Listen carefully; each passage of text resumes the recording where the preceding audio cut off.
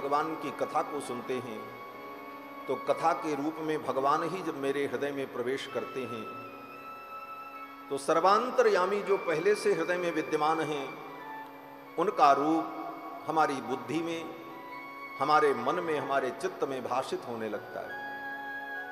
इसीलिए बड़े बड़े ऋषि मुनि, अमलात्मा, महात्मा, विमलात्मा लोग भी भगवान की कथा में रमण करते हैं।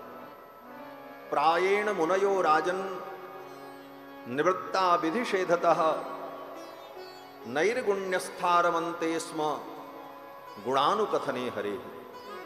बड़े बड़े नैर्गुण्य पुरुष जो कि त्रिगुणातीत हो चुके हैं, सतोगुण, रजोगुण, तमोगुण, तीनों गुणों से उपरत हो चुके हैं, ऐसे महापुरुष भी भगवान की कथा में रमण करते हैं। ये भगवान की कथा बड़ी अद्भुत है, कथा की बड़ी महिमा है। व्यक्ति केवल कथा ही सुनता रहे तो कथा सुनते सुनते उसको तत्व का बोध प्राप्त हो जाता है।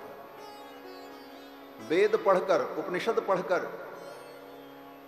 पुराणों को पढ़कर, बड़े बड़े महापुरुषों के निबंध को पढ़कर जो तत्व ज्ञान प्राप्त होता है वो तत्व ज्ञान एक साधारण व्यक्ति को कथा श्रवण मात्र से प्राप्त हो जाता है।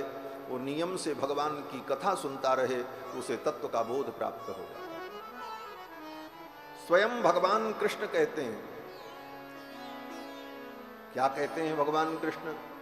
कहते हैं यथा यथात्मा परिमृज्यते सौ मत्पुण्यगाथा श्रवणाभिधानैः तथा तथा पश्यति वस्तु सूक्ष्मम् चक्षुर्यथैवाञ्जन संप्रयुक्तम्। ये भगवान कृष्ण की वाणी है।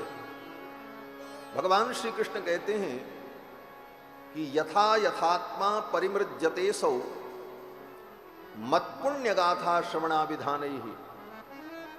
मेरी इस पुण्य गाथा को, मेरी कथा को प्राणी जब सुनता रहता है तो सुनते सुनते धीरे धीरे उसके अंतःकरण की शुद्धि हो जाती है।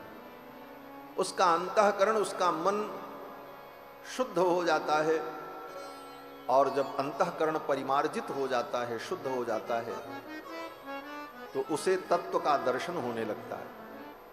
किस प्रकार से? तो भगवान कहते हैं कि चक्षुर्यथैवाञ्जन संप्रयुक्तम। जैसे आंखों की रोशनी कम हो जाए तो आंखों में अंजन लगाने पर, दवा डालने पर धीरे धीरे आंख की रोशनी ठीक हो जाती है। उसी प्रकार भगवान की कथा सुनते सुनते जब अंतःकरण शुद्ध हो जाता है तो बिना प्रयास के ही जीव को तत्व का बोध प्राप्त हो जाता है। इसलिए